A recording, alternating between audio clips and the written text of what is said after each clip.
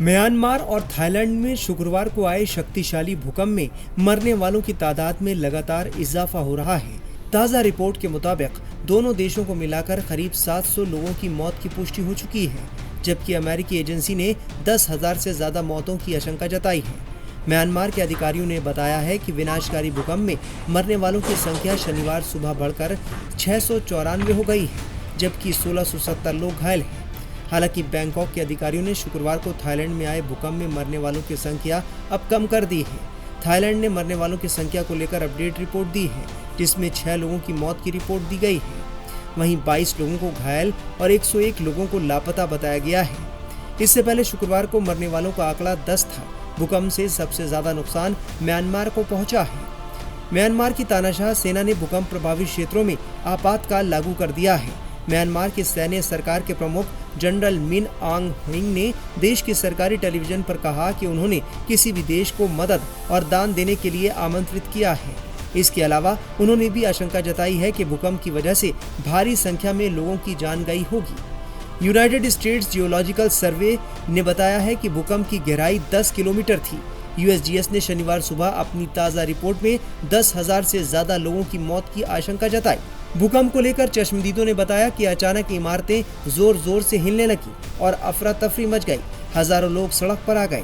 सभी लोग बदहवास दिखी। बैंकॉक में रह रहे भारतीय भूकंप पीड़ितों की मदद कर रहे हैं।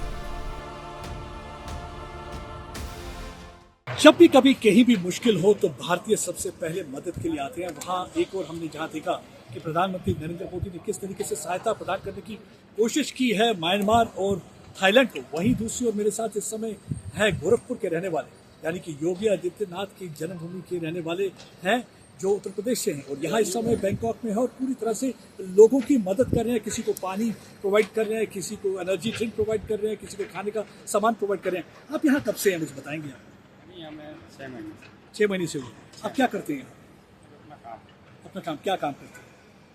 बिजनेस का? हाँ, बिजनेस का काम करते हैं। लेकिन जब ये कल हुआ, ये भूकंप आया, तो आप कहाँ थे सर? यहाँ से 50 मीटर की दूरी पे। अच्छा, 50 मीटर की दूरी पे आप उस समय थे। तो क्या हुआ, तो थोड़ा दृश्य समझाएंगे, क्या हुआ, मंजर कैसा था उसका? मंदिर बहुत भयावह था। ये आदमी दौड़ा गए थे उधर अपना तकलीफ से, और ये जब बिल्डिंग ध्वस्त हुआ, जब पूरे भूमि का कुछ बाढ़ खतरा हुआ, और कोई भी सांस लेने में भी दिक्कत हो रही है। यहाँ के आदमी सब अफरा तफरी। जो सामने मार्केट देख रहे हैं, चतुर्चक मार्केट है, यहाँ पे लाखों संख्या में सैलानी घूमने आते हैं। हाँ। सप्ताह में 2 बार लगता है, शनिवार और रविवार। समय ठीक था, घटना कल हुई आदमी। ये इस समय जो मदद कर रहे हैं, आप क्या कर रहे हैं? लोगों की कैसे मदद कर रहे हो? करना फर्ज बनता है, इंसानियत के लिए कर रहे हैं। क्या क्या कर रहे हैं आप? पानी है तो दिखाएंगे जरा कि ये पानी जो भी मेरे लिए है सेवा।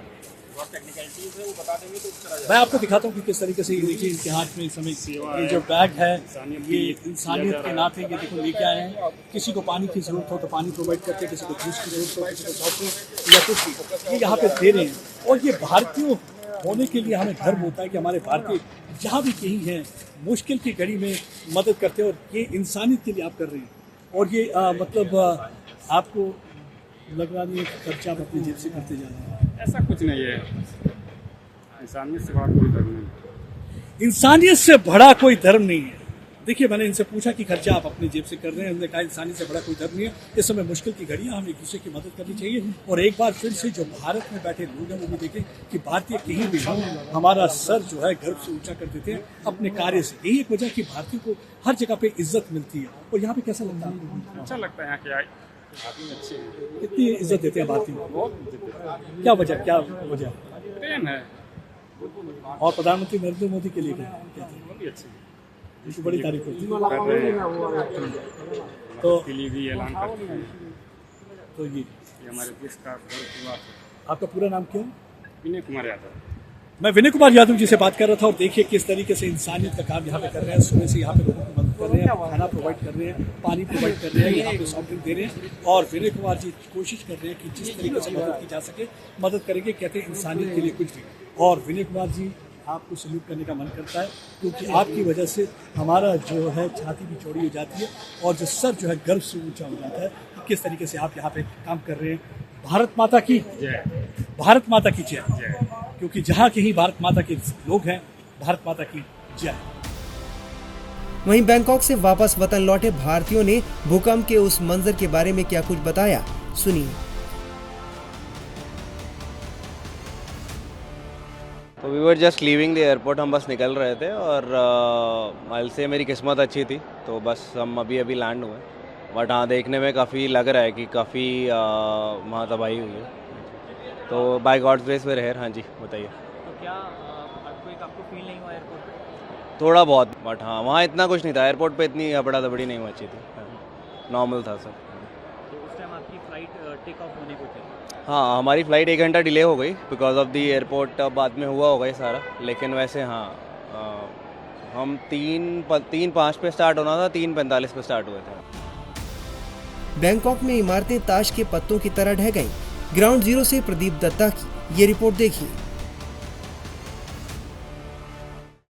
डर का माहौल था, काफी पैनिक था, लोग यहाँ से पूरे डर की वजह से भागते हुए नजर आए। एक बार वैसा लग रहा था जैसे 9/11 को हुआ था। हमने देखा 9/11 के टाइम किस तरीके से ट्विन टावर जो एक आतंकवादी हमले की वजह से गिर गई थी। ये आतंकवादी हमला तो नहीं था, भूकंप था, लेकिन बिल्कुल वैसा ही मंजर यहाँ पे देखने को मिलता है। अब मैं आपको दिखाता हूँ ये जो जगह है, ये नॉर्मली यहाँ पे आप देखेंगे हजारों की लोग तादाद यहाँ पे आपको पर्यटक नजर आएंगे, टूरिस्ट नजर आएंगे, घूमते हुए नजर आएंगे। लेकिन आज यहाँ पे आप देखिए पूरा यहाँ पे एक सड़कें नजर आ रही है। सिर्फ आपको या तो रेत लोग आएंगे या वो लोग आएंगे जिनके अंदर कुछ बल पड़े। अब मैं दूसरी तरफ भी आपको दिखाता हूँ, यहाँ पे आपको ये सड़क का दिखाता हूँ, क्योंकि अगर हम बात करें इतवार की रोड यहाँ पे काफी बाजू में कोई ये बैंकॉक की सड़क जो है बाजू में कोई एरो नहीं है। यहाँ सिर्फ आपको रेस्क्यू की कुछ गाड़ियाँ नजर आएंगी। कल दिन की बात है जब म्यांमार में भूकंप आता है जिसकी तीव्रता बताई जाती है 7.7 रिक्टर स्केल पे, और ये जो एपिसेंटर था म्यांमार था, मंडले से 12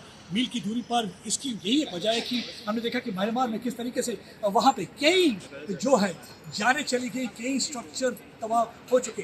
बहुत अरसा बरसा लगता है आशियाना बनाने के लिए, लेकिन पल भर में ताश के पत्तों की तरह ढह जाते हैं। जब भूकंप आता है, ये खुदा का कहर होता है जिसकी वजह से ऐसा होता है। और आप देख सकते हैं कि किस तरीके से यहाँ पे कुछ पत्रकार दुनिया के अलग अलग हिस्सों से आए हुए हैं जो यहाँ पे इस दृश्य कैप्चर करने की कोशिश कर रहे हैं ताकि लोगों को बता पाएं कि किस तरीके से यहाँ पे इमारतें गिर गई और कितना नुकसान हुआ। म्यांमार की बात करें तो म्यांमार में तो नुकसान बहुत ज़्यादा हुआ है। थाईलैंड की भी पूरी सहायता की जाएगी। उन्होंने कहा जो कुछ बन पड़ेगा हम करेंगे। दवाइयाँ और बाकी जो साजो सामान के साथ है, कभी भी इंडियन एयरफोर्स का जहाज़ म्यांमार की तरफ से रवाना हो जाएगा और वहाँ पे लोगों की मदद की जाएगी। बैंकॉक में भारतीय दूतावास ने भूकंप से प्रभावित थाईलैंड में भारतीय नागरिकों के लिए एक इमरजेंसी नंबर जारी किया है। वो आपातकालीन स्थिति में अधिकारियों से संपर्क कर सकते हैं। दूतावास ने कहा है कि बैंकॉक और थाईलैंड के बाकी भागों में आए शक्तिशाली भूकंप के बाद दूतावास थाई अधिकारियों के साथ समन्वय कर स्थिति पर बारीकी से नजर रख रहा है।